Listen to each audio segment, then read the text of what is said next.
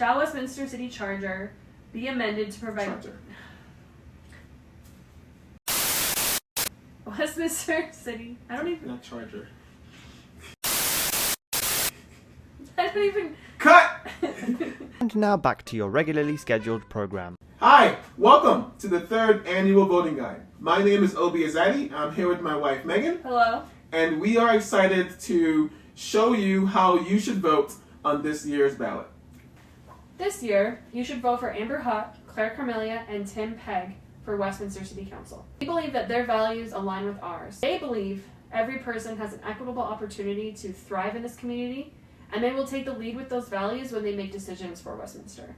There are 2 important seats up on the Jefferson County School Board. These are really important to vote for. These seats are important because they set the direction for the education for our children. So for District 3, Michelle Applegate, and Aaron Kenworthy for District 4 is who you should vote for.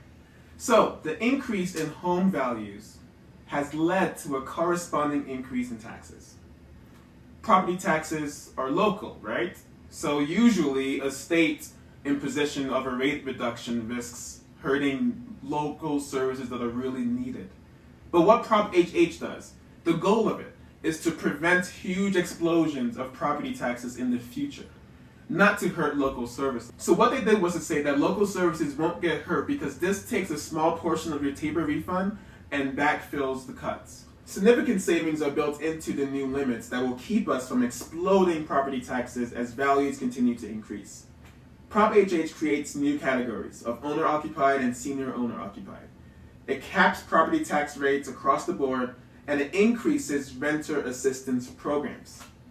All single-family residential property, including non-primary residential properties, will get a 6.7% cap on their property taxes and additional reductions.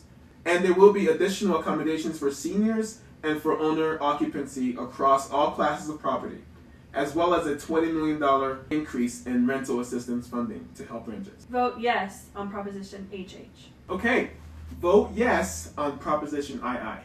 Here's what happened. This referred ballot question basically asks if you want to put more money towards preschool. That's all it does. It's asking if the state can keep additional revenue from the increased nicotine and tobacco tax that was passed via a ballot question 4 years ago in 2020.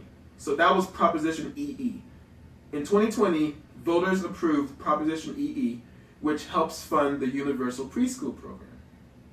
What happened was that Prop EE underestimated the amount of revenue that the increased nicotine and tobacco tax would bring in.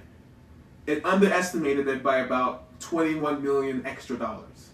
So we brought in $21 million more dollars than we expected.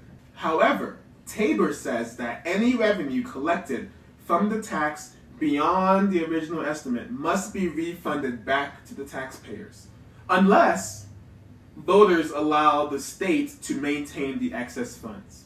So that's what Prop II is asking you. It's asking you to allow the state to maintain those extra funds so that that could be put towards preschool. Vote yes on Prop II. Now we're on to the Westminster City ballot questions. The first one is ballot question 3L. Shall the City of Westminster propose a 2026 system of electing some or all City Council members from geographic wards rather than at large? You should vote yes on this, 100%. Woo! It's more equitable for all people because the representatives that you have on City Council will come from your neighborhoods and your communities instead of them all being from the same area. Okay, so the next question is ballot question 3M. Shall the Westminster City Charter be amended to change the city manager's budgetary control from the departmental budget level to the fund level in order to allow for more effective financial management? The answer is yes. We need to vote yes on this because it's much more efficient for the city manager to be able to make transfers from the fund to the budget as he deems necessary. Vote yes on this. No brainer. City of Westminster, ballot question 3N. Shall the Westminster City Charter be amended to provide the current year expenditures of July 31st rather than September 1st in order to provide the community with a more consistent basis of comparison of city expenditures? The answer is yes. We need to do that. Right now, it's inconsistent. Some reports have the 31st, some reports have September 1st. This makes it a lot more consistent across the board. Compare all of our reporting much easier. So please vote yes on that. City of Westminster ballot question 3.0.